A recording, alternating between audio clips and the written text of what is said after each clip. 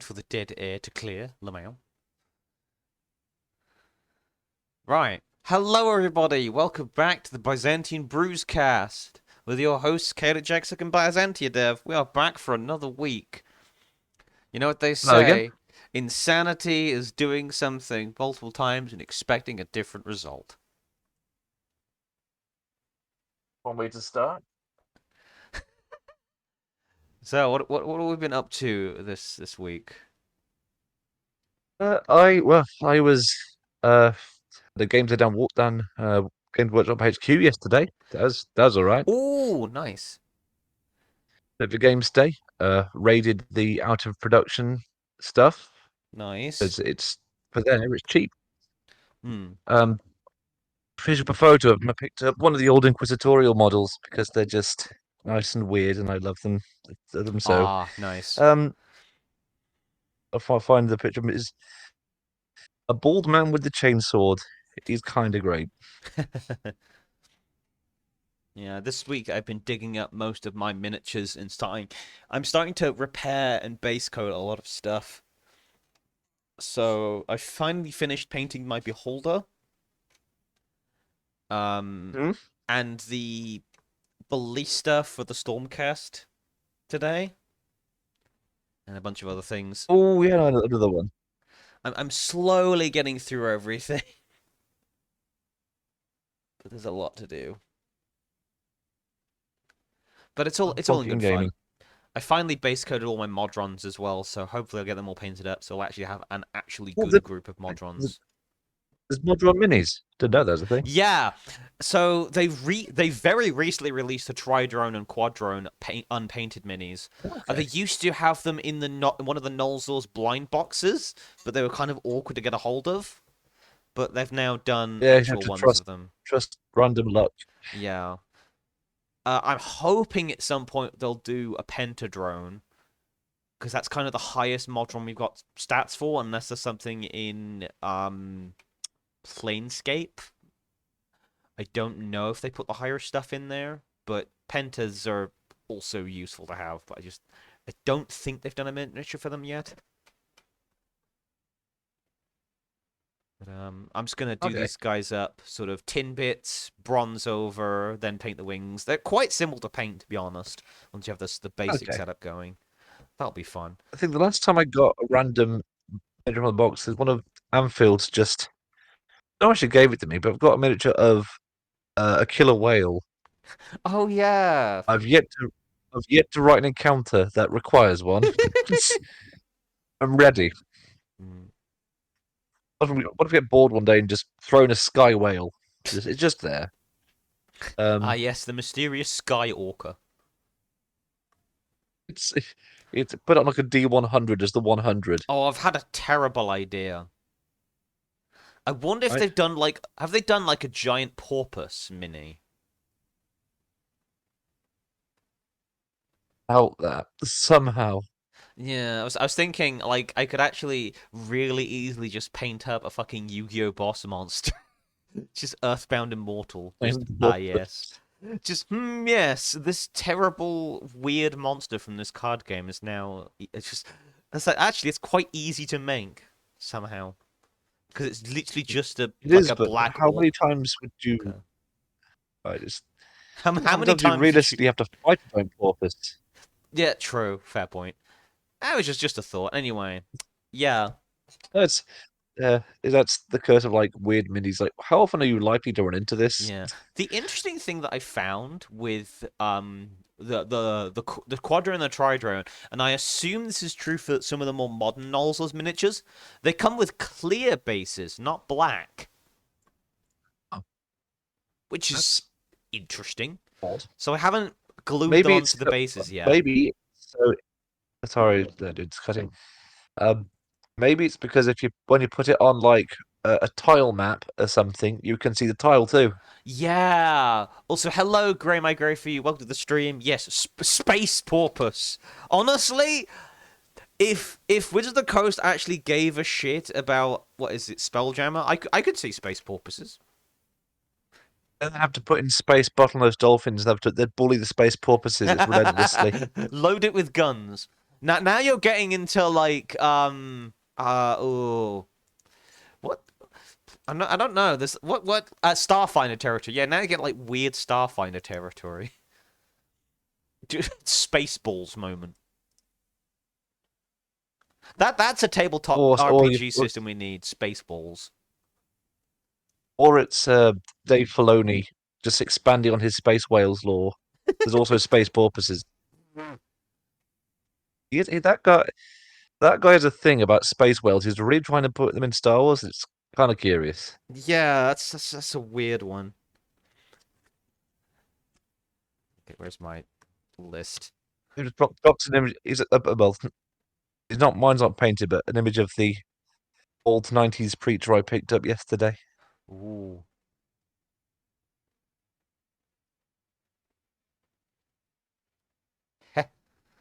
Let's have an show this. There we are. Gaming, you think? Yes. Space Porpoise can't do These hyperspace, but does hyper waves. Ah, yes. Space waves. That's like a drug you can take, isn't it? Space waves. So, yeah, that's... You want to buy some space waves? Nah, I'm more of a death sticks guy myself. It does like a drug that would be written into sci-fi universe by someone that doesn't do drugs. Youth taking their space waves, death sticks. Ugh. Dear, oh dear. So, what do we have for Tabletop Book Club this week?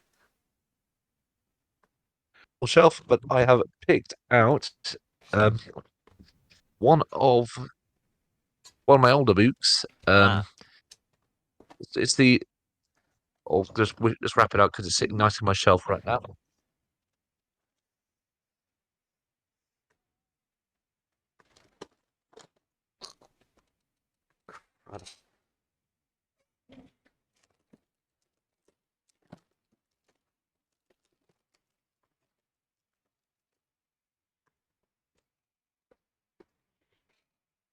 Here we are. You're gonna like this one. With what you were playing last week, actually, Ooh. because a charity shop once a while back had a load of the old Warhammer codexes. Uh-huh. I mean, like a load of them. It's like third edition stuff. They were going like £3-4 a go, so I brought like 10 of them, and I have the old Orcs Codex. I really like. Oh, It's a good bit cool. of fun. It's the one with like the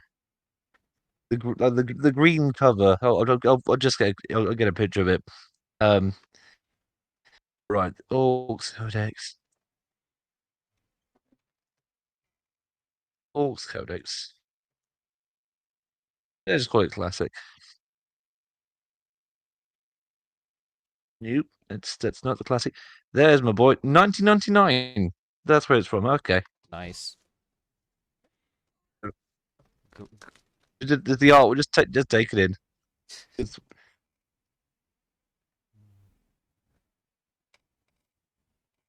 It's it's a. I think it's the lightest book I've actually brought up this show because it's literally like a short little codex, but it's a lot of fun. Hmm. It's what they have reading through these again is quite nice because what I notice is um the first few the tenth edition codes don't really do it, but the older ones the first page is always why collect this army in the first place. Hmm. They all do it from this edition, which I think is really cool. Like, why bother with this army at all? Um, and the justification for why you might want to play orcs in 1999 is they will fight literally anyone. Yeah. So you don't That's have to orcs. justify why you're fighting anyone. That's orcs. Yep. Yes, this is about the back when you had to have one HQ and two troops choices, which I kind of miss sometimes. But yeah, played them long enough. It's I don't think I think as well. Looking at it, like a lot of units are still here. They still have burner boys. Yeah. Uh, I'm not sure the stick bombers are still around. Actually, now I think on it, The stick they're bombers. just an option. Yep, there's a unit dedicated stick boys, stick bombers unit, and I love that in like what 30, 40 years of this, they didn't think to change the name of an orc sergeant. So to be really funny for I guess American audiences, they've been called knobs for years. That's just what an orc sergeant's called. They're called knobs Yeah, with a Z, of course. our good lads are called knobs, yeah. Don't worry about it. It's not weird. I suppose because like orcs don't have dangly It's, bits, it's, so it's they'd not know what a knob suppose is. they wouldn't know to call it that, would they? I never thought of it that way around. One of those things that only really makes sense in the UK and not really anywhere else. Um, oh, here's a thing. I'm not sure they can still do this. You could take as heavy support a looted vehicle. Ooh. So you could, if you want to, if you were really good at kit bashing, what you could do was you could take something like a Space Marine or Imperial Guard vehicle Mhm. and orcify it and use it as and although you have to roll every round to see if it works, but if you do, you could basically orcify another Imperial vehicle. Fun. Right. Nice. Something as small as a Rhino. Oh God, up as big as a Land Raider or a Basilisk. Okay. So basically, if you there's a tank, an Imperial got tank that you really like, but you don't get because you're orcs, you can just orcify it, and it has a chance of working like an orc vehicle. Brilliant. Just paint it The red. difference is right. So that's where the orky bits come in. So at the start of every turn you use it, Mm-hmm. you have to roll yourself a d6. If you roll a one, it doesn't move. Um, it doesn't work. A two or three, it also doesn't move. Hammond, me car doesn't But if you roll work. a 4 to 6, if you roll it, well, it's not an orky vehicle, so it's not quite as good to see. Yeah. But if you roll 4 to 6, though, it randomly just moves 2d6 inches just straight ahead. It just lurches forward. But it just stop starts itself, I guess, which I think I love that. Um, well, lots of what else is there? Oh, they also have like sample armies as well the Oh, so in instead the of like Soul Codes, any like like for full armies. beginners, rather than thinking out a list or buying Yes. the big box sets, it's just now Hmm. here is a list you Yeah. could use. They have a whole where to begin section, which I think is really nice. Yeah, I feel like they should do Which that I'm more missing. often with things. I get that now that sort of thing's Yeah, kind of like and the sample relegated to army. your game in a Yeah. box things, but it's like Yes. what if you're not interested in either army in the box that edition? Nobody's not getting the box. Yeah. It's kind of your stuff there. No, but it's good because the photo they took for the starter army is literally a starter army. Mm, It's a couple of mobs, boys, and a war boss. yeah. And the literally next page along is expanding it. Nice. There's a really good like. Imagine if you've never heard of Warhammer 40k, and you never played it, you don't know what an orc is. If you picked up this book, within 18 pages, you'd get a pretty good idea of what an orc army does. Hmm. And you get two pros with their army list on the next page, going through how they do it. So, and next page along, tactics and how to paint them. It's all like a really good compact little book. And this is like the first Yeah, 21 I pages remember worth. like when I started playing fantasy back in the day, kind of different but the same. Yeah. They would have like the heraldries and armor and paint books separately, but not in the codex itself, or it'd be in an issue of White Dwarf. It's like it's annoying. Why can't some of this be in the codex? Yes. Well, that's another thing that is really weird to explain to people that never played Warhammer. For some reason, I don't know why, the um, magazine for Games Workshop is still called White Dwarf, which was named after a character they came up with, and it's not some sort of sex thing, which it can weirdly sound like sometimes. Now that you mention it, I can't unsee it. Thanks, Byzantia dev. Yeah. I will constantly think of small cocks every time I see White Dwarf from now on. Thanks. So that's Games Workshop just not getting It's a double also entendre it's and just rolling also with it 40 years. it's also kind of funny that like it's called White Dwarf and yet they don't really mention the White Dwarf character very often anymore, which is really No, he weird. was definitely an 80s invention. Yeah, because I think Uh, they again when it- I started playing, I think they did a miniature of the White Dwarf for Christmas, like Christmas attired White yes. Dwarf. But then I never saw anything about the character of the White Dwarf since. And it's like, if this guy's the poster child of your magazine, where the fuck is he 99% of Yes. the time? He was an 80s inventor. It was Grombrindle, I think his name was. Yeah. Uh, he's plastered all over like the bar and slash restaurant at Warhammer World. That's kind of fun. Mm. Also, if you're a Lord of the Rings person, they have a life-size statue of Lurtz from Fellowship of the Ring. He's Hey. been there since like 2000 or something daft. He's Mm. been there a long time, that statue. But that's there. They're moving about now, but he's still there. Um, so yeah, also, they have a free like museum, well, free museum, like £7 worth museum, which is quite good. Mm. All chrome painted stuff for all their ranges. It's quite nice. But yeah, there is. It is a hobby that will nickel and dime you, but there is some cool stuff there. Mm. You just have to. You just have to know how keen you want to get into it. It's one of those things. Although this series of books is pretty good though. The codices now they're really quite slim, but they Mm. put all the bits you want at the start. I feel like the formatting was better with the older codexes. Yeah.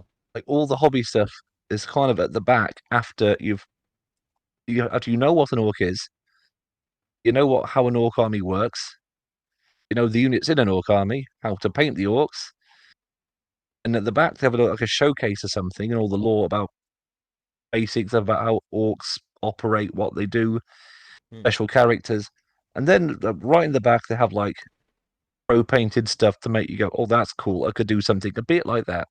Um, I feel like if you're completely new, it's the ideal codex.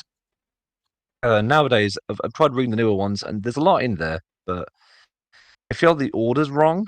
If that makes any sense. Yeah.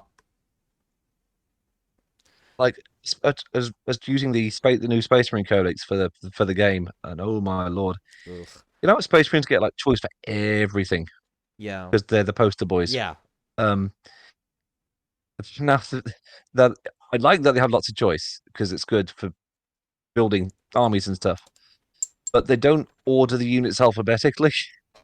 Oh, how do they They're even looking for one how do they order them? looking Or for it's one just like, unit out of 20 is horrible. oh dear. Um, So you haven't looking for the stats of one unit. It's a bit awkward. yeah. Anyway, my book Dear. this week is you're gonna laugh because it's darkness again, but it's not. So it's something I picked up from Hey. Wayland's. So this is a bit, and we're moving up an edition. This is 3.5, but this is Midnight Heart and Oh, Shadow by Fantasy Flight Games, which is a pretty good oh, company for that's making this sort dark. of I good. love it. Yeah. So this expands on like orcs, and the lands they inhabit. Oh, Again, new prestige classes, creatures, creature templates, NPCs, and rules for the corruption and soul and spirit by the shadow's taint, and something it's about a Sulfur and character called Stone as well. Israel. No, this is Fantasy Flight. This isn't Sovereign Stone. This is Oh, 3.5 stuff. nice. I was going to ask if there's any mention of the void in this. I guess we'll Not find showing up a out. lot lately. It is cool. I Yes. think they kind of like moved on from Void. They're just calling it like Shadow and Darkness. Um, Look, that's much less edgy. but we've got a lot of details. We've got so it looks like this book isn't quite as well ordered as Sovereign Stone stuff. So your monster stat blocks are a little bit all over the place. But we've got like a lot. So we've got a what CR is this? Can't tell. But we've got a large plant monster called Udasha Seedling, which is nice. There's not that many creatures in like D&D that use the plant creature type. bizarrely. Like there's maybe because I think the Shambling Mound and a couple others, but there's very little plants. What else we got in here? Yeah, I think one of the reasons for that is it's much well. I personally find it a lot easier to write a fantasy animal than a fantasy plant because I know Hmm. much more about one than the other. Uh, I what can else have we kind of got? see why that happens. Ah, Dark Minions. There we go. Oh, so like a sample for like building corrupted creatures and cold ones, which are like gaunt zombie looking guys. Yeah, they're like sort of undead. Cool.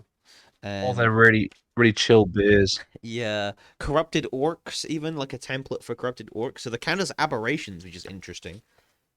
Not Okay. humanoids in this instance. Corrupted spirits. Okay. I Gulam, slave of the Zodra'afin Kori. So like servant zombie type thing. So sort of like, but rather than I they just eventually become just rabid or whatever because you can't keep up the fucking spell. They're just permanent weird minions for this one okay. guy. We've got, and it's all sorts of rules and inspiration for like creating specific types of monsters, which is very nice. We got, we I got some do like natural a things. I do like a good I do like an RPG that gives you stat blocks and then sometimes from time to time they'll give you a template to do your own. Hmm. So we got things like So the Rhyme game Tusk is writing Ball. its own content, Yeah. So you got not Rhyme Tusk Wizard of Ball. the Coasting it, Yeah. So you got offloading the whole thing off on you. nice large animals. Oh, this is interesting. So it's a Rhyme Tusk Ball gets resisted to cold.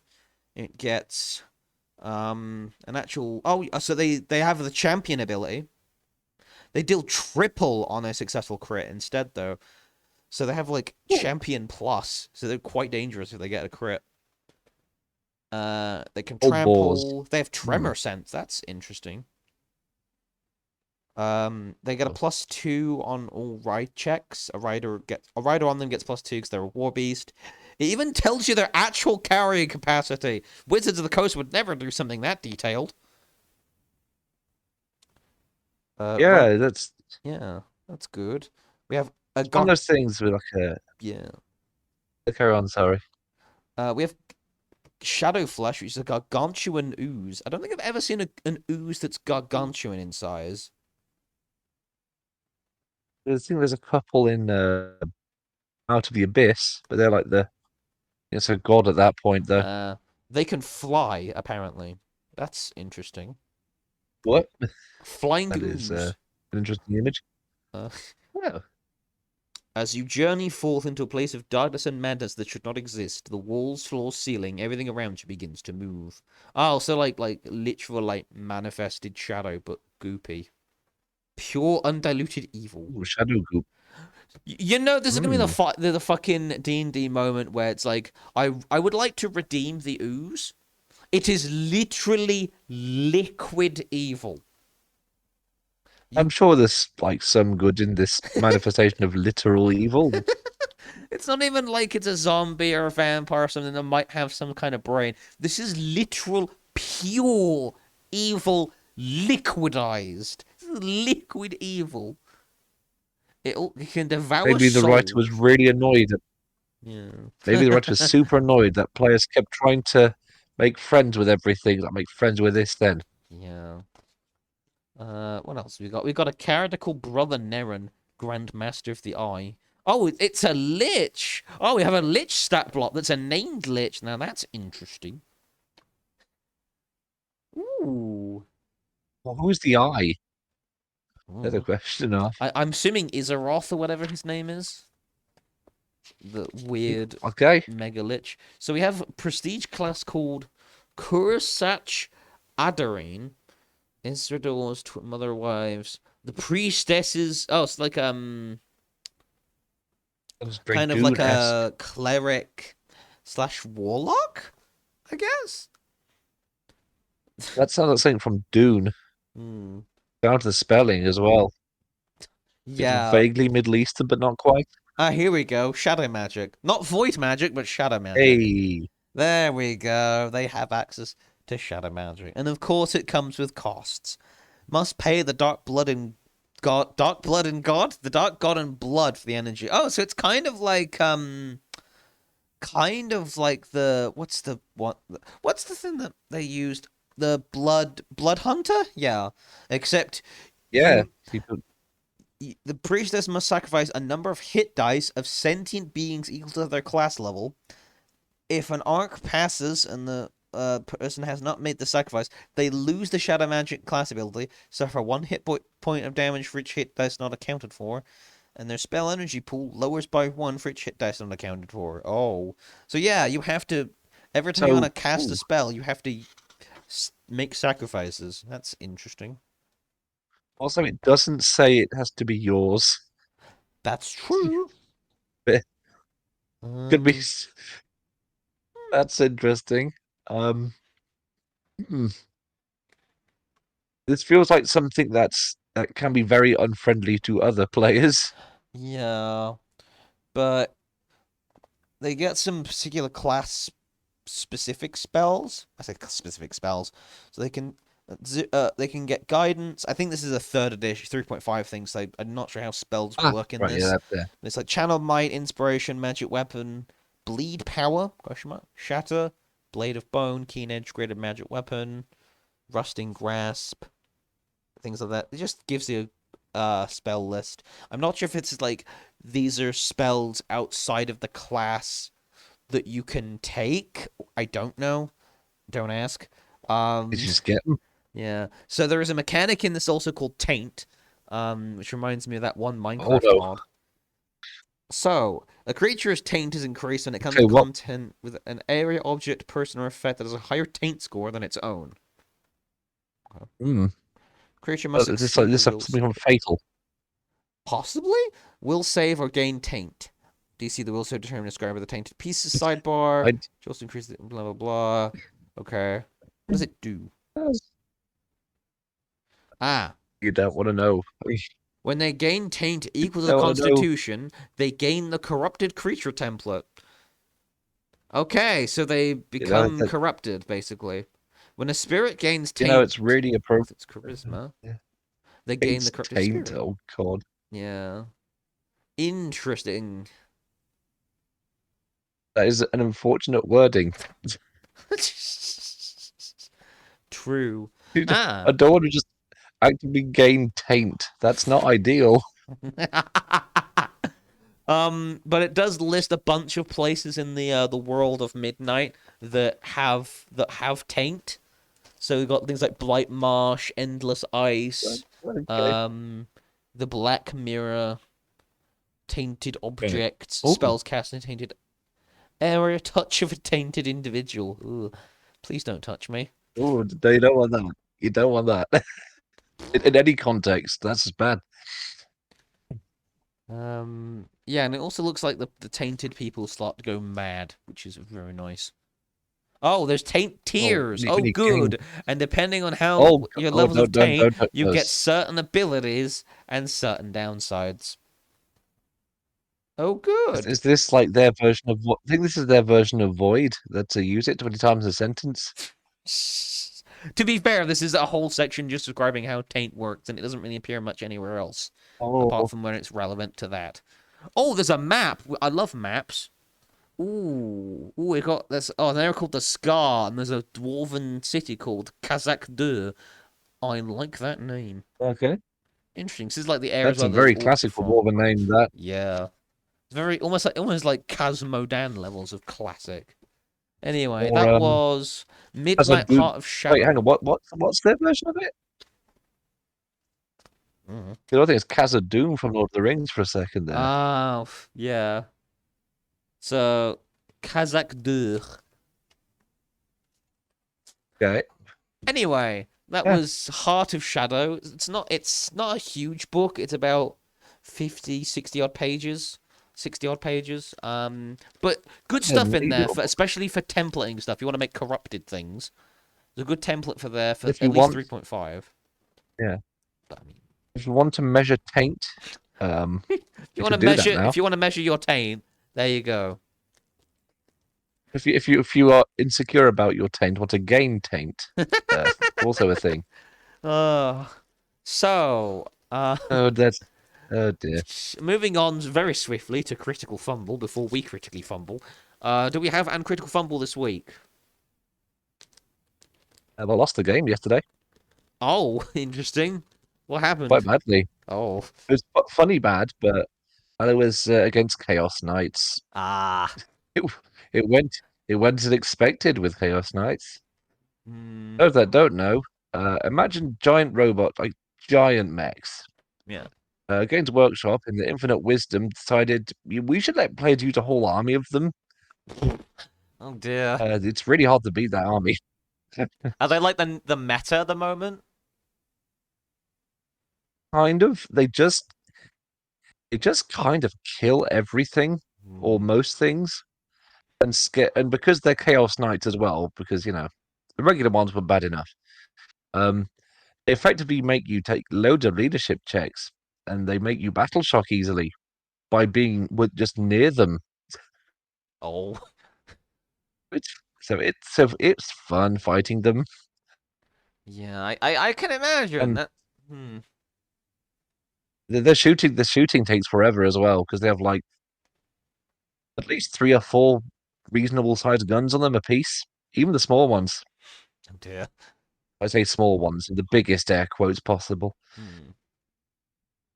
Even playing the Meta Space Marines army, you'll have trouble with it because they're just that tough. Yikes.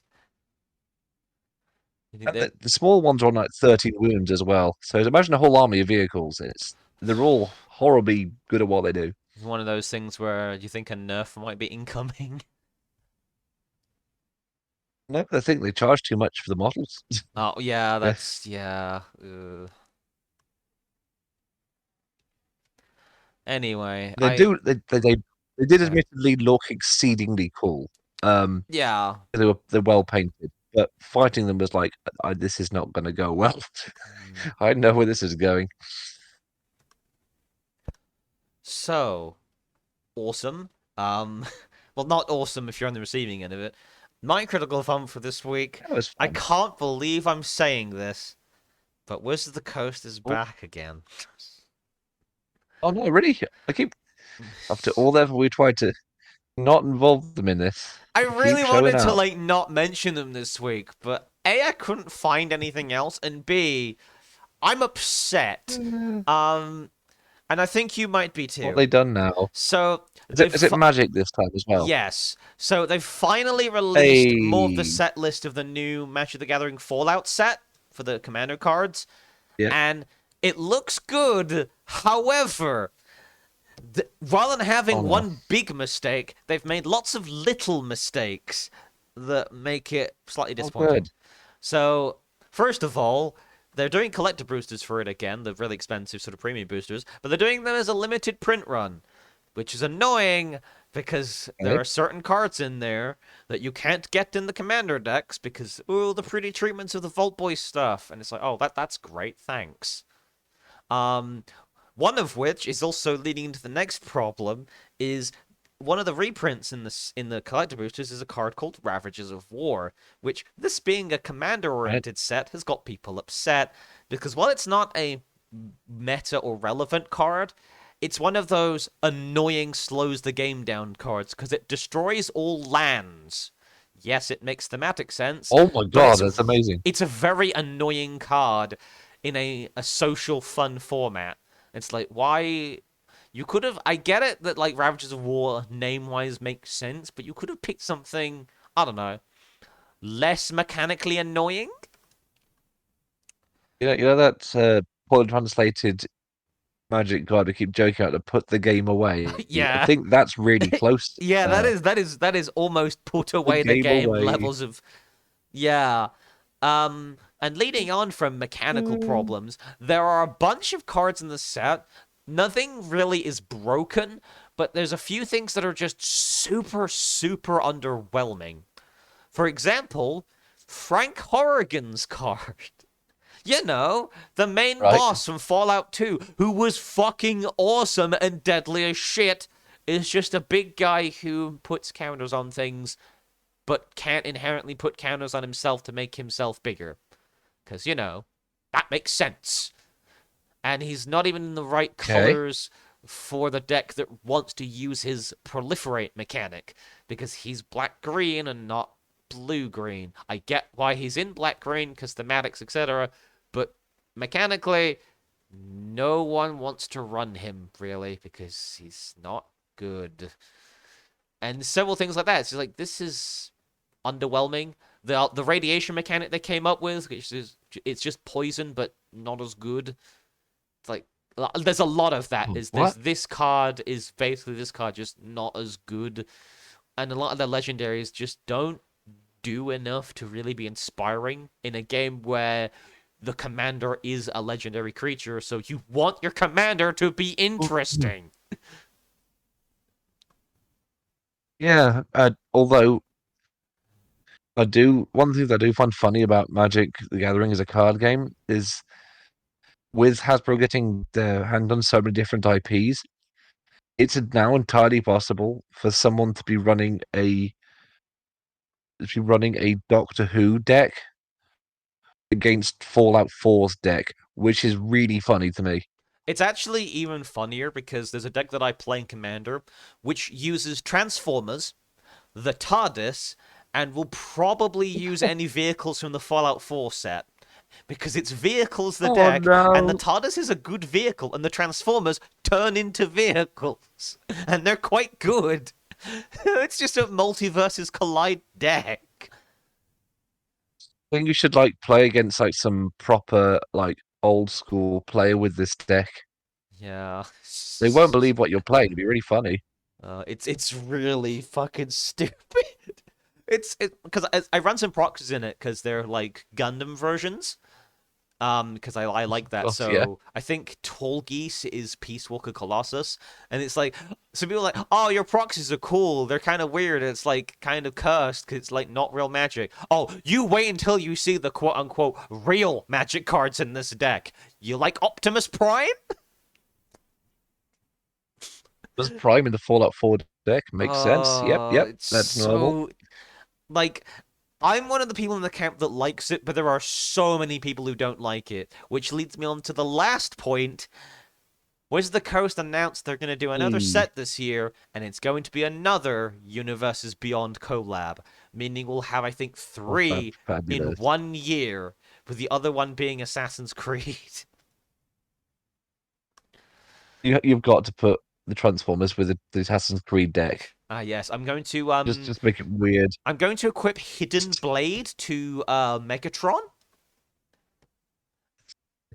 Sure. I'm then gonna have him pilot Liberty Prime. That could be a real turn in a Magic the Gathering game. Yeah, it's really stupid. I think in the past I've had what's his name? I think I've had Bumblebee piloting the TARDIS, which is really stupid. It does sound like when you hear those really terrible fan fictions written by 10-year-olds. Yeah. It sounds like something from that. It's just really funny. It's really funny as well when you're playing online with the Doctor Who cards against someone who's not from England who doesn't get Doctor Who at all. Why does this exist? Well, yeah. Which again, America really, barely knows it exists. Yeah, really weird how they. I appreciate it because I love Doctor Who. Really weird how they picked Doctor Who, a series which has little to no popularity outside of the UK. Even then, its ratings have been on a bit of a free fall for years. Yeah, it's of all the universes you picked for one of your commander sets, you picked something that's regional specific. Also, I forgot the first Universe Beyond they did, well, one of the first, was Warhammer. So you could have Optimus Prime equipped with the Hidden Blade, piloting one of the Eldar skiffs alongside Ezio. Yes, Ezio and the 13th Doctor riding a Dark Eldar Raider. Yeah, Makes sense. Really stupid. But yeah, that's That the would also be the most ambitious crossover I think you'd ever come up with. yeah. It's What almost about as if Jodie Whittaker trying to be all buddy buddy with a Dark Eldar, just wearing 20 knives and yeah. like I just literal slaves? I was about to say it's about as It was ambitious like as Fortnite, and then I just remembered there's a Fortnite secret lair for they did magic. it, didn't they? They, so Yeah, well, they've yeah. already done it, haven't they? Uh, but I don't know. Now I think on it, it's a shame we didn't get the Jodie Whittaker Dark Eldar episode. That'd be really funny. oh that yeah.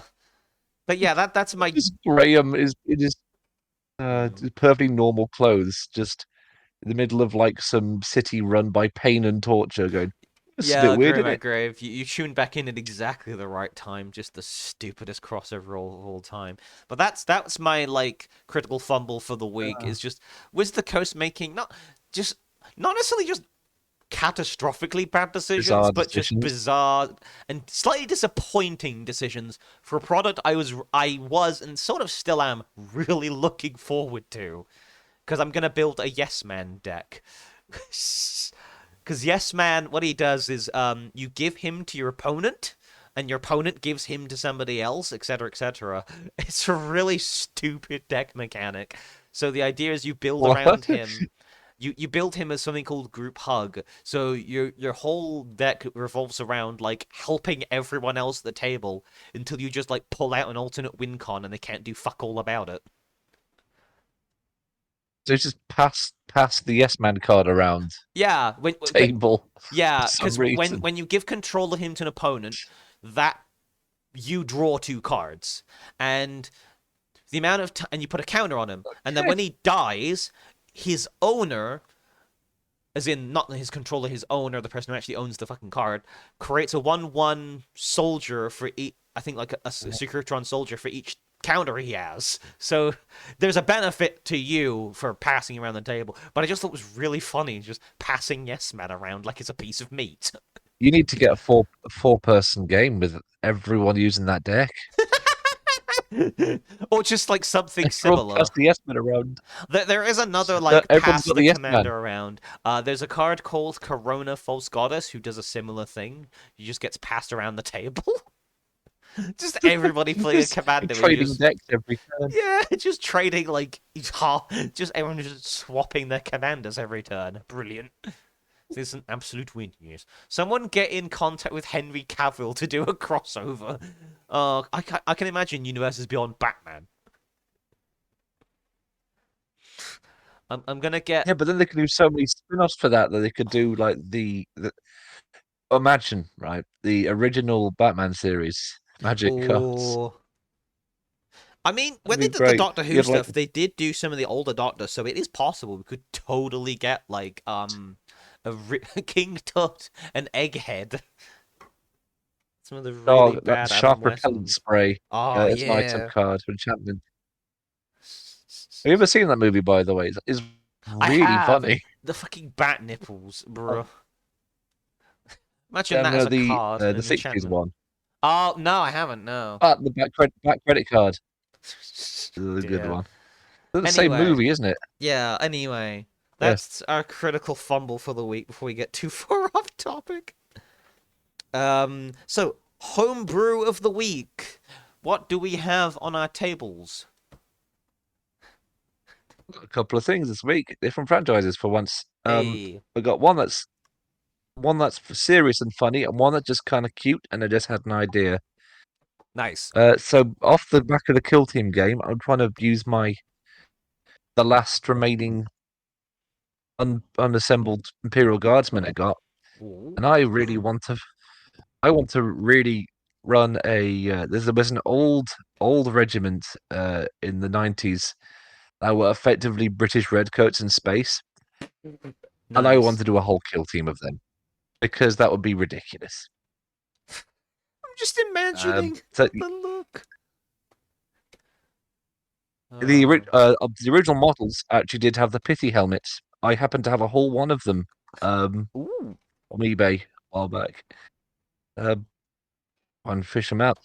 Well, the other thing I've worked on is I came up with something cute because I occasionally when I'm middle of doing something, I love to put on like old adventure games are really therapeutic sometimes just to Aw. have in the background and stuff. And some of the I never played them because the Mm. puzzles are too weird. But the Myst games sometimes have really good environment design. Uh-huh. So I've been taking a bit of inspiration from that, and I made a cute little thing called a bush tapir, which is Aw. what? No, it's a cute little tapir. Um, I'm not they gonna are half. lie. When you first said something cute, my mind immediately went, "Oh, he's finally done a stat block for the pug from Dune." That's my homework for next fortnight. But yes, this is gonna. Here we are. Oh, they're all good. All the Praetorian Guard look great. Um, right, just drop that in the chat. Oop, there we go. Yes, so it's it's literally a tapir with an armored forehead. Mhm. 'Cause I want it to look a little different. Lives in small families, lives in jungles, and its only real defense is spitting this sticky phlegm that makes predators go to sleep. Aw. It's literally the most non-combative thing ever. Um, only got 7 hit points, but I think it's really cute. And I just thought, what would be in a rainforest, but also has no intention of bothering you in the slightest? Hmm. That's adorable. So, this week Yeah. I'm gonna start a series over the next, I guess, like 5 or 6 weeks, where Yeah. it'll have a culmination, I promise. But the first one is a tin golem. So medium construct Tin Golem. neutral, yep. AC 16, 75 hit points, 30 feet speed, CR4. The idea is I'm making some like lower CR golems, or like in fact like mini, not mini golems, but sort of mini in terms of difficulty golems.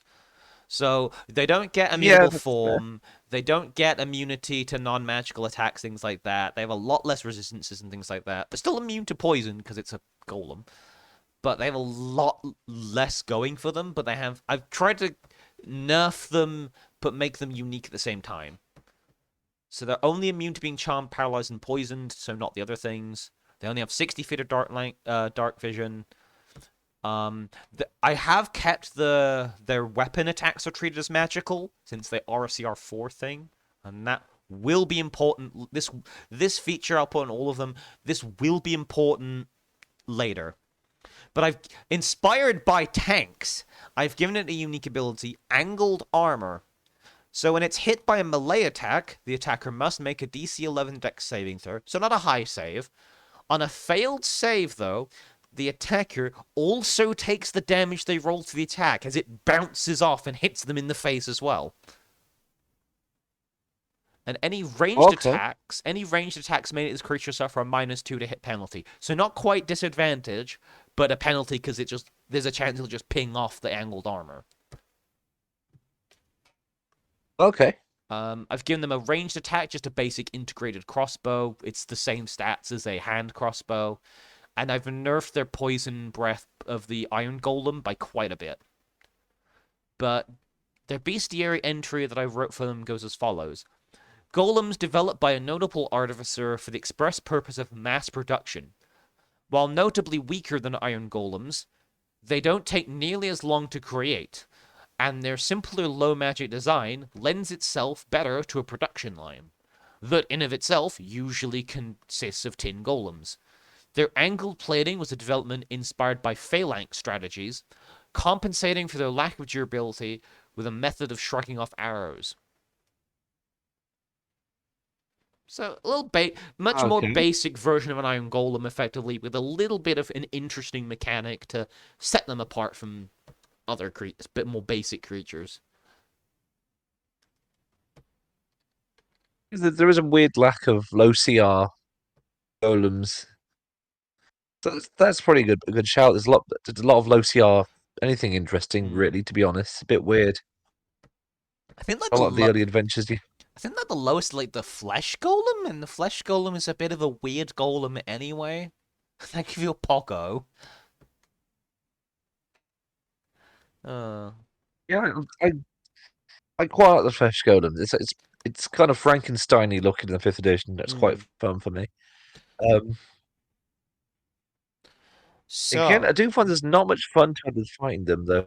They're a bit of like a yeah. maybe that's the whole point. So, rolling for regret. Do we have an regretful moment this week? Yes, yes. The few going through my collection of stuff to eventually assemble, and the new Imperial Guard stuff, while it looks great, is just I find it really annoying to assemble Uh, because it's got the old guard are all like legs and torso, and then the arms and the head. mm-hmm. It's super easy. Like it's like that's cool. I come up with that for a whole unit. Um, their new like company commander stand-in for the Cadians anyway. He's got like his lower torso's in 2 bits, and the Yeah. feet are separate bits, Oh, and his why? and the torso's in 3 separate bits. Dear. And then there's the arms, which have for some reason have the shoulder pad in separate bits. Mm-hmm. Oh There's no. just little things like that. Maybe look at it, look at it, and go, kind of don't want it. I kind of would rather not.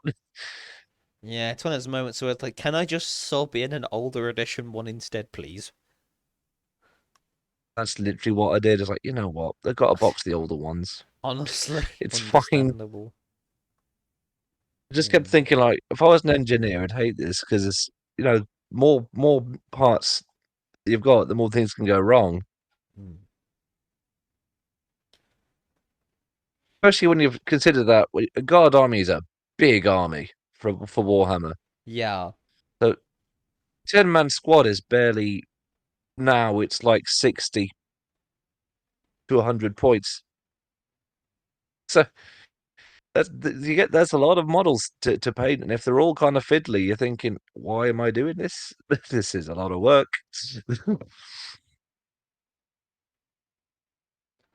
At least, I mean, the other ones might not have looked quite as fancy, but at least the assembly was really quick for a weak unit as well. It made sense. Hmm. I do kind of regret buying that now because it looked really cool in the box, and I took the bits out and I go, ooh, right, okay. Yeah.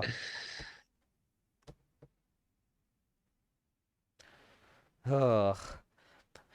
So my rolling for regret this week is a bit of an odd one. That's for damn certain. So I bought a good while back. I don't really know why I did it, but I I bought I bought the Aurelia miniature for magic stuff, and I kind of don't know why I did it, because like I kind of like realized in hindsight, what situation am I going to use the payload of a fucking Magic the Gathering setting? You could homebrew some purpose for it to exist, Possibly. maybe. Yeah, I think at the time I just bought it because like I might use this because it's cool. It's like it was what I think it was just one of those just idiot fucking Yeah. impulse purchases. Is like, you know what, that's cool. I'll pick this up. I don't. I do one day want to do a Ravnica campaign again, but I might have Might to wait like. for the book for that, Yeah, though. I might have to either wait for another book or just homebrew like legitimately the shit The out whole of it. thing. Like, and maybe Yeah. look online for some homebrew inspiration, because oh boy, I know that I spoke about this on a previous Rolling for Regret, but the Guildmaster's Guide to Ravnica is about as thin as like, Marmite on toast. Never everybody asks, do you like Marmite or hate Marmite? For some reason, Um, it's divisive. See, I know that the joke is you either love it or you hate it. I'm like an Yeah. outlier. I have to be in the mood for it. I like it, What? but like there Okay. are times when I just be like, nah, I do not fancy Marmite on toast right now. No way. Okay. So what is a Marmite mood? I don't know how to describe it. My family was like, "What do you mean? Like you have to be in the mood for it?" It's like, what are you? What are you like a pregnant woman or something? You have cravings. Listen, there are certain times when I will just like certain things, and other times when I really don't like them. I'm the same with sushi, and I'm the same with eggs and like omelets and stuff. Sometimes like, yeah, I could really go for an omelet. And other times like, I will be sick if I eat an omelet right now. Marmite.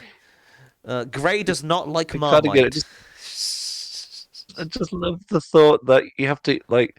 Is there a ritual for being in the mood for Marmite? Uh, Now I'm ready. My body is ready for the Marmite. I have to I activate gotta get it Marmite just mode. until the moment passes. Okay. Um, did you watch any interesting fantasy films last week? I don't have anything at the moment, but did you watch anything cool? Yes, Ooh. I finished. I finally got. Well, I won't be spoiling, but I got around to finishing Blue Eye Samurai, and I Ooh. was pretty happy with it. It's one. Nice. It's one of the few Netflix series that is actually quite good. Um, yeah, it's a pretty solid show. It's about a samurai with blue eyes, unsurprisingly, and it's actually quite good because it's got the your standard samurai action stuff, Hmm. but it's also telling a story that's flat out about Japanese culture some centuries ago, which is quite so. It's only really makes sense from one cultural standpoint, which is quite nice. It's not. I wouldn't say it's a universal story, but that's why I quite like it. Hmm. The reason I liked the last Godzilla movie was because it was based around a uniquely Japanese problem, which you don't always see. You see like a universal problem, and yeah, it appeals to more people. But sometimes it's nice to see a very unique problem from a very unique point of view. Hello, Terry. Welcome to the I mean, stream. the main character. Go ahead. Sorry. Yeah, so that's fine. Yeah. By all means, tell more people to come. So the main problem the main character's got is they are half white, half Japanese. In a time when it's really not popular or cool to be half Japanese and half anything else, frankly. Hmm. Though she's treated like utter garbage Yeah. by like 98% of people she meets. So that's like half the plot right there. But it's done really well. It's not done in a woe is me way. It's done in a quite compelling way, It's which I thought good. would be a really easy trap to fall into.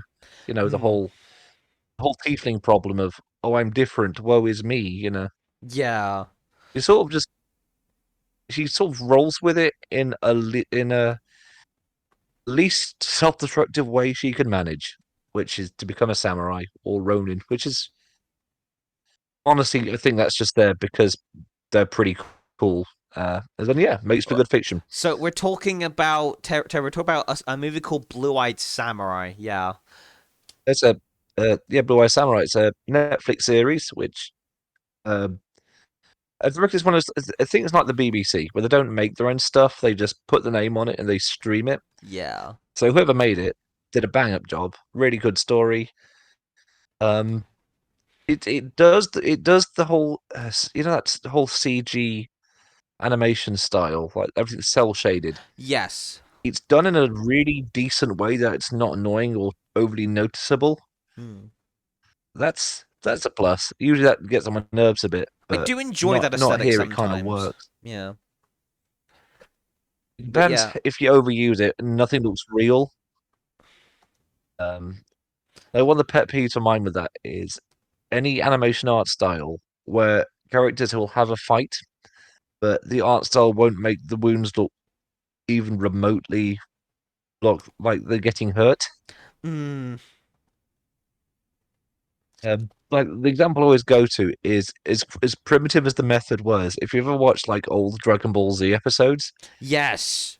if they want to show someone getting hurt, they'll draw like some scratchy lines on their face or like some very pale blood wounds. Yeah. So it looks like they're actually getting hurt from time to time. Hmm.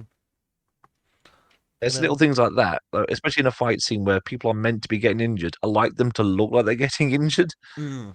Otherwise, I mean, not like arms coming off every 5 seconds or anything, but just a little reminder, like, yeah, this is actually a fight, and this does supposed to matter. Tis but a flesh wound, yes. So, I don't Yeah, I mean, have a fantasy movie, but I can give you a little bit of an occasional section we might do.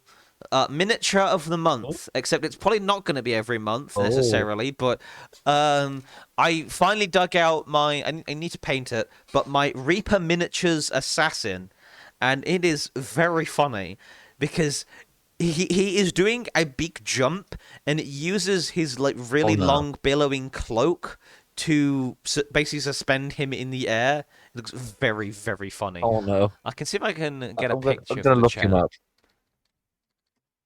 Reaper. Is it like there's a Dark Elf one, the old fancy range, which has a similar idea?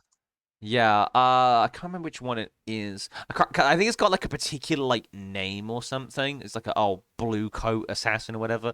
But here we go. Hellbore the Assassin, I think is the something similar to this. It's not quite the same as this, but it's the same kind of pose.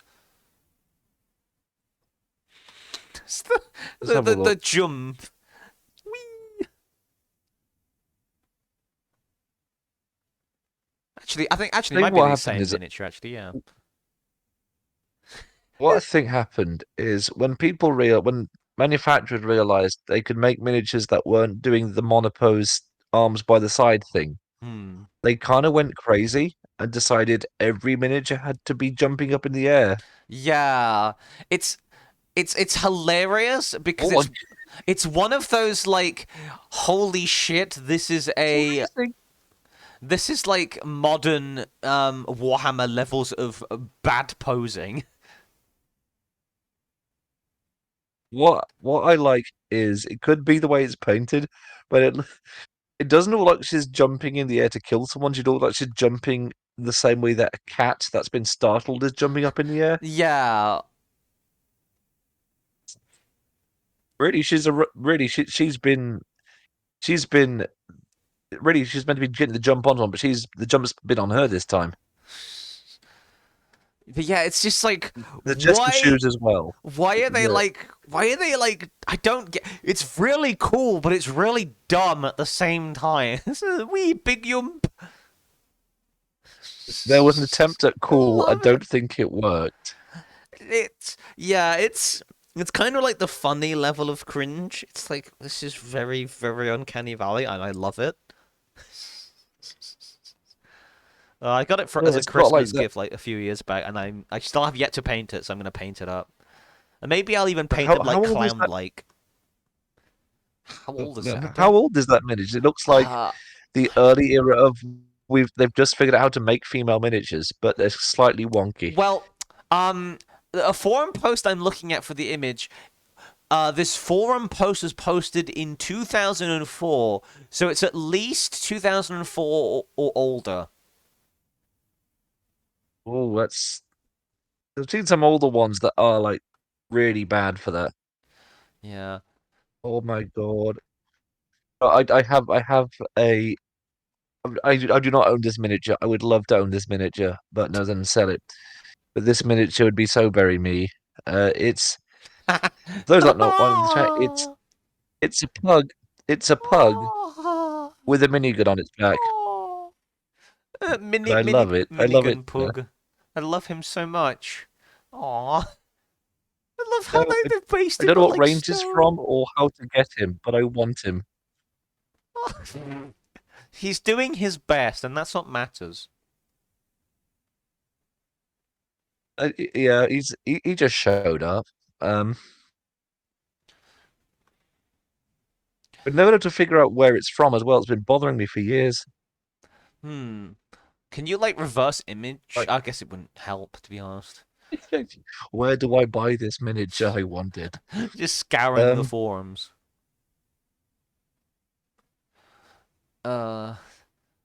Anyway, I think that's all we have time for this week on the Byzantian Brews podcast. I hope you enjoyed. Make sure you leave a like if you want to see Batman piloting the TARDIS. crewing the vehicle side of Bumblebee, who's attacking at the same time as Ezio, giving him a +1/+1 counter or whatever the fuck. And then you flash cast the Emperor into play, you know. And we'll see you guys next week. All one. That's turn one. That's turn one. Right. See you next week. See you next week, all. Bye for now. We're gonna raid out. Who should we raid? That is a good question. Let's look at who is live right now. Since we have an audience in chat, let us raid. Should we raid the noble one? I think we should raid the noble one. Slash raid the noble one. Okay. Right, here we go. Slash raid the noble one. Raid the noble one. Hopefully this will work. I hope. Yes! Hey! So raid messages below. You get it with some channel points. Or if you're so inclined to sub uwu. And we'll see you guys soon. Bye for now. Bye.